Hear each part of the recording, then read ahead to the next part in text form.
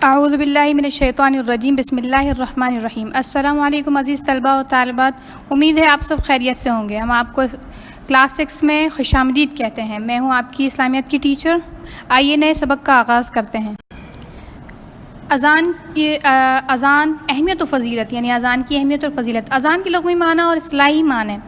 اذان کے لغوی معنی اطلاع دینے اور اعلان کرنے کے ہیں، فرض نمازوں کی ادائیگی کے لیے تمام مسلمانوں کو بلانے کی غرض سے جو آواز بلند الفاظ میں ادا کیے جاتے ہیں انہیں شریعت کی اصطلاح میں اذان کہتے ہیں۔ ان الفاظ کے ادا کرنے والے کو مؤذن کہتے ہیں۔ قرآن میں نماز کی طرف بلانے کا حکم ہے۔ نبی اکرم صلی اللہ علیہ وسلم نے اذان کے الفاظ اور اذان دینے کے طریقے کی باقاعدہ رہنمائی فرمائی ہے۔ یعنی حضور صلی اللہ علیہ وسلم نے اذان دینے کا حکم تو فرمایا ہے، اس کے ساتھ ساتھ اذان کیسے دی جائے اس کے طریقے کو بھی بتایا گیا ہے بہت اچھے طریقے سے۔ اذان نماز کا اعلان تو ہے، لیکن اللہ تعالیٰ کی عبادت بھی ہے۔ اس کے ذریعے اللہ تعالیٰ کی وحدانیت اور نبی اکرم صلی اللہ علیہ وسلم کی رسالت اور فرض عبادت کی طرف متوجہ کیا جاتا ہے۔ یعنی کہ اذان دینے والا اعلان تو کرتا ہے، نمازیوں کو بلاتا تو ہے نماز کی طرف، لیکن اس کے ساتھ ساتھ میں وہ ایک عبادت بھی کر رہا ہوتا ہے اور اس بات کا اس کو اجر بھی ملتا ہے۔ اذان کی ابتدا کب اور کیسے ہوئی؟ یعنی 5 وقت اذان کی ابتدا کب ہوئی، کب سے شروعات ہوئی اذان کی؟ 5 وقت کی نمازوں کی فرضیت مکی زندگی کے آخری دور میں واقع معراج پر ہوئی۔ یعنی کہ مکے میں جب حضور پاک صلی اللہ علیہ وسلم کا آخری وقت تھا ہجرت سے کچھ ٹائم پہلے، تو اس وقت جو ہے 5 نمازیں فرض ہوئی تھیں واقع معراج کے موقع پر۔ ابتدا میں نماز کے بلاوے کا کوئی طریقہ مقرر نہیں تھا، یعنی کہ نماز تو پڑھتے تھے مسلمان، نماز پڑھنے کا حکم اللہ تعالیٰ نے فرمایا تھا، نماز 5 وقت کی فرض کی تھی تو نماز تو پڑھتے تھے، لیکن اس کا کوئی خاص الفاظ نہیں تھے، کوئی ایک خاص بلاوا نہیں تھا، بلکہ مسلمان وقت کا اندازہ کر کے خود ہی جمع ہو جاتے اور نماز ادا کر لیا کرتے تھے۔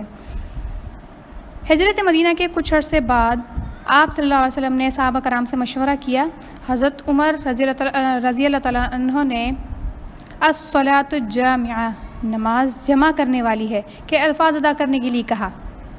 یعنی انہوں نے کہا کہ کوئی بھی ایک شخص تیز آواز میں الصلاۃ الجامعہ کہے گا اور لوگ سن کر نماز کے لیے آ جائیں گے، اور تاکہ سب سمجھ جائیں کہ اس وقت نماز کا ٹائم ہو گیا ہے۔ اسی دوران ایک صحابی عبداللہ بن زید رضی اللہ تعالیٰ عنہ نے خواب میں دیکھا کہ کوئی شرعی اذان کے الفاظ سنا رہا ہے۔ رسول اکرم صلی اللہ علیہ وسلم، حضرت عمر اور دیگر چند صحابہ نے بھی اسی قسم کا خواب دیکھا۔ ان خوابوں کو نبی اکرم صلی اللہ علیہ وسلم نے تائید غیبی جانا، یعنی کہ حضور پاک صلی اللہ علیہ وسلم سمجھ گئے تھے کہ اللہ تعالیٰ کی طرف سے ہمیں تائید کی جا رہی ہے کہ اذان کے الفاظ یہ ہونے چاہیے، اور حضرت عبداللہ بن زید کو حکم فرمایا کہ وہ خواب والے کلمات حضرت بلال کو سکھا دیں، اور حضرت بلال کو اذان دینے کا حکم دیا۔ بس اسی دن سے اذان دینے کا سلسلہ شروع ہو گیا۔ ایسا ہی خواب حضرت عمر رضی اللہ عنہ نے بھی دیکھا تھا، لیکن ان صحابی نے اپنا خواب پہلے سنا کر یہ اعزاز حاصل کر لیا۔ یعنی کہ اسلامی تاریخ میں حضرت عبداللہ بن زید جو ہیں انہوں نے خواب سب سے پہلے سنایا تھا، تو اس